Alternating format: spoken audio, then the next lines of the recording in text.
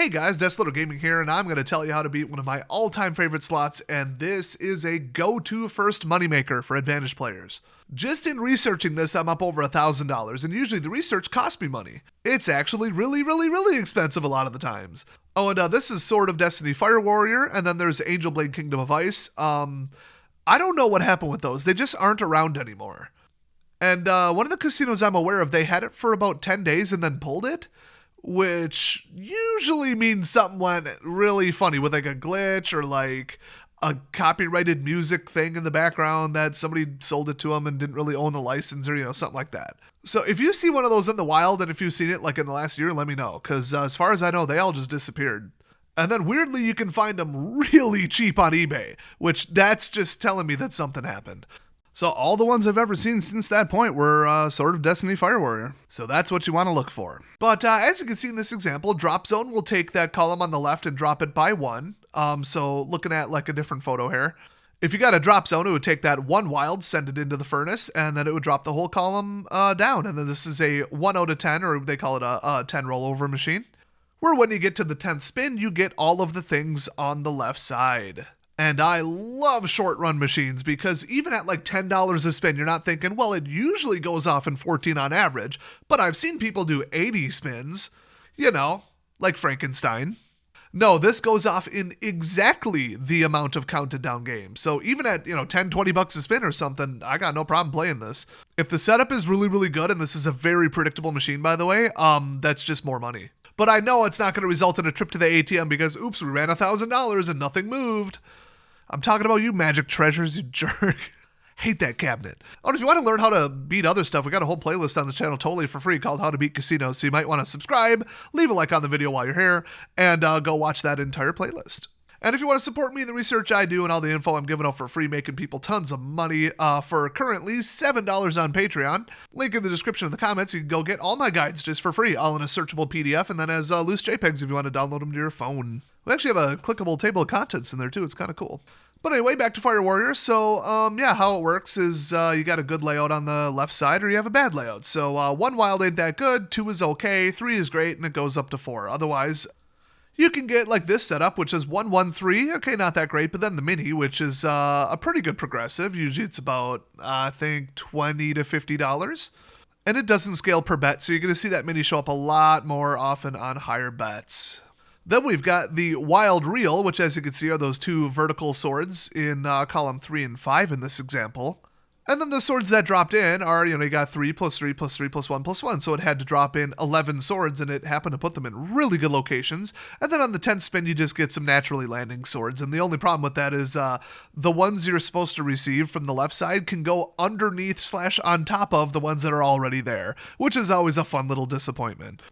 But the big determining factor is the symbols. And as you can see, the symbols were just chaos on this one. They're all over the place. Really hard to get a 5 of a kind unless you just have a dream setup. And the best symbol you can get is 5 of a kind swords. The second best is the lady wearing the dress. And the third best is what we nicknamed the plutonium cookies. We like to have fun in my group. So this doesn't look like a very good setup, but wow, we expanded it all the way to the top, which happens all the time. So it's basically the opposite of Firelink. It's actually usually kind of all or nothing. You either get stuck at 3 or 4 or you're going all the way up. And it is predetermined. And if it's predetermined, it's predictable. But this doesn't look like a very good layout, but on Spin 10 you can see on a $6 bet I won $185 and we got the mini, which was at the very top. I think the mini at that point was like $55.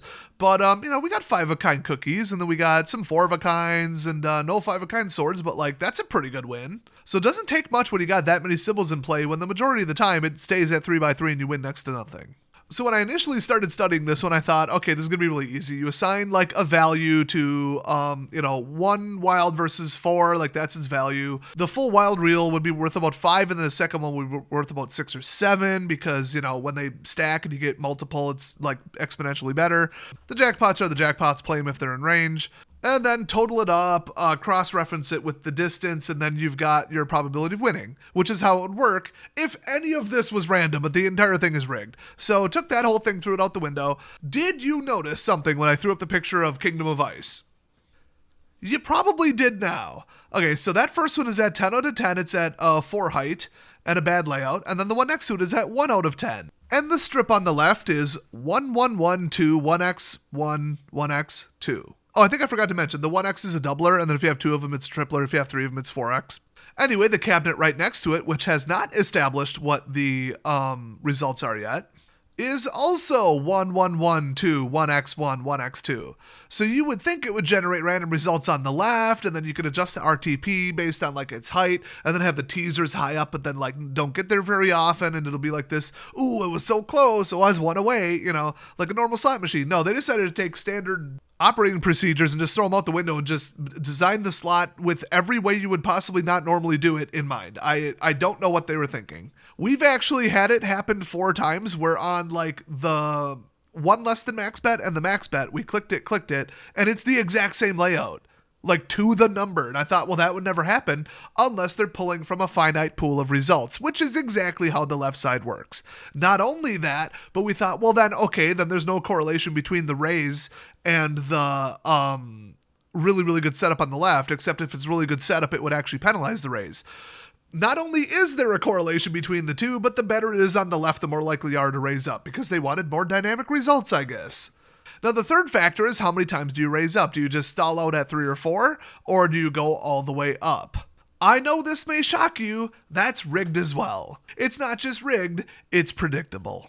So the real way to do this would be find every single possible combination that would ever happen, put it on a big, gigantic JPEG that nobody could even open on a 5-inch screen on a phone, and then just have it say yes or no, and then you'd have to reference it. But that is tedious, it's stupid, and within about 10 minutes of playing this thing, and you play it through a couple times, or, you know, there may or may not be videos that are 30 minutes long of people out there playing this on YouTube, just throwing that out there, where you can get the gist of it, what a good one and what a bad one is ahead of time. And I just started predicting it in real time. The last time I met up with someone who wanted to show it off, and he's like, did you actually know that was going to happen? I'm like, yes.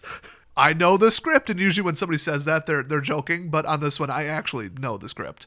It literally is a script. Just like NBA games. Oh, too soon. Anyway, before I disclose the strategy, I should probably show you back what those little 3 Dragon Balls do on the free games. You just get 5 end results with a random raise amount. And they're very commonly completely bonkers, like this one. Oh boy, that was a big win. 4 wild reels with a doubler with a bunch of wilds dropping in. In fact, this is, I believe, the same one with the wilds actually dropped in. They can't go underneath a wild reel, but they can go on top of the swords that show up naturally. And as you can see, that did happen. But still, that's a lot of money. I believe that win amount is before it doubled, actually.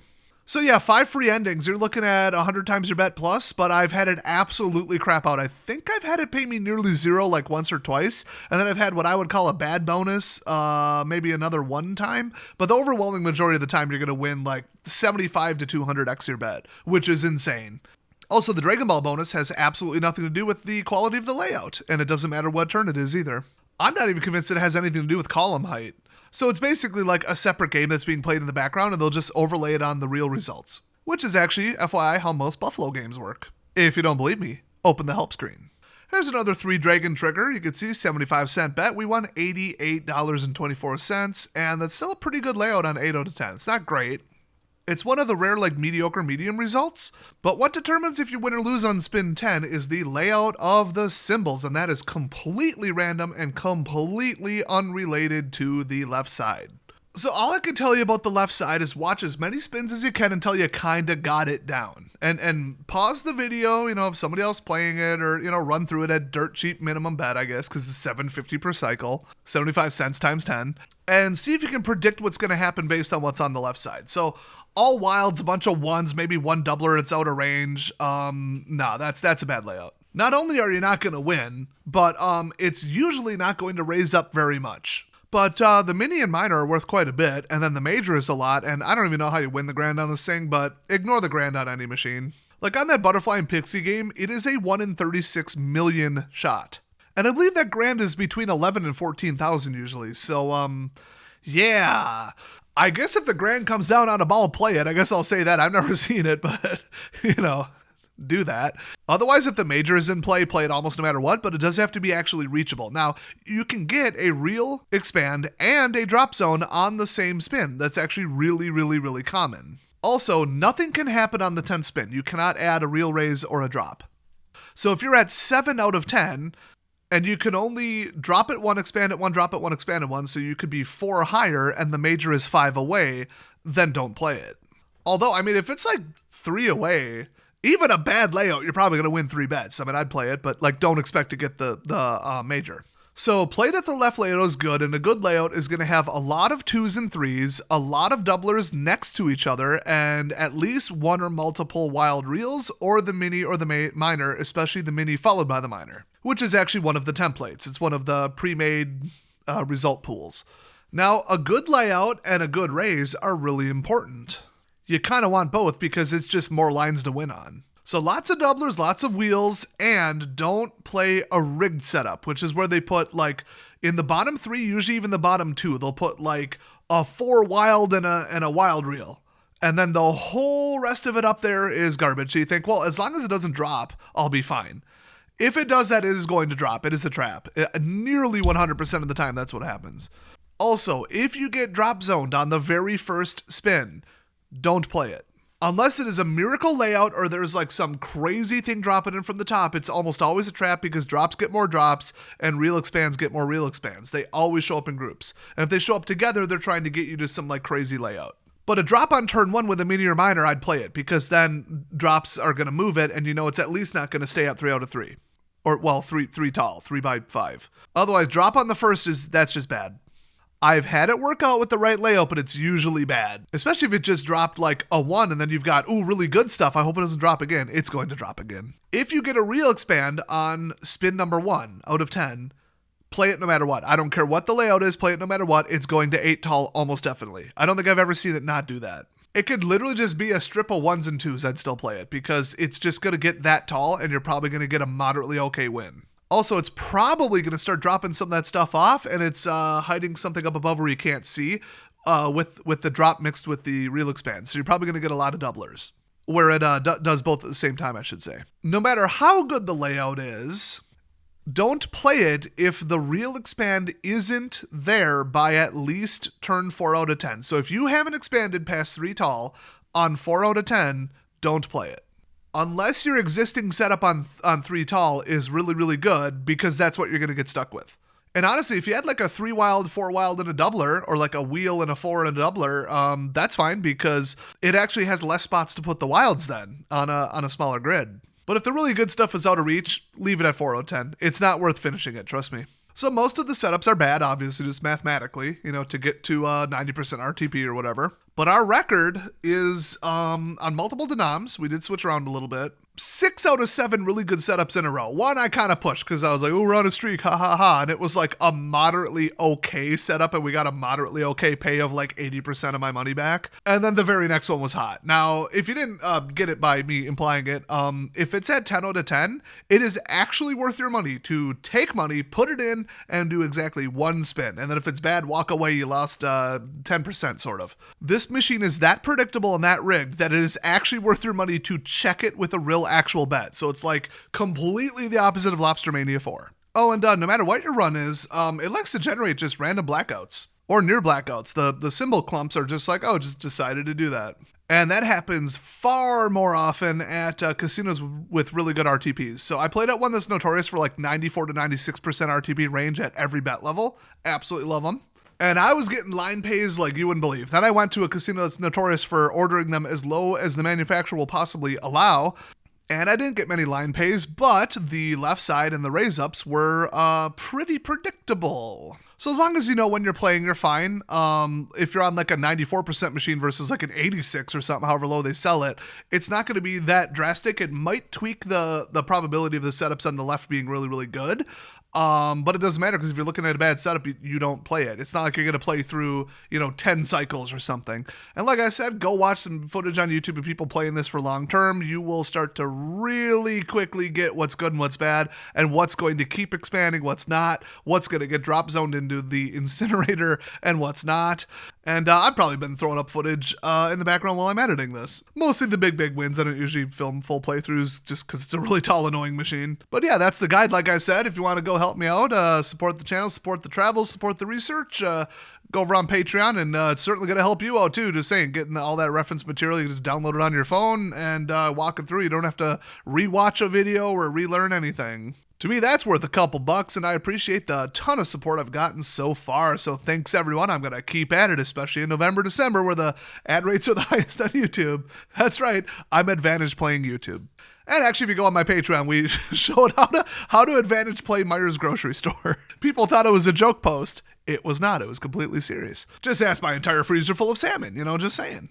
75% off ain't no joke. In fact, I'm going to go put one of those in the air fryer right now. So thanks for watching, everybody. I love you guys. We got to take back some of the winnings from these pro AP groups.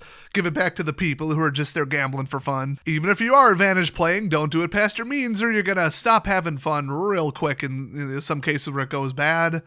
But thanks for watching. I love you guys, and I'll see you next time.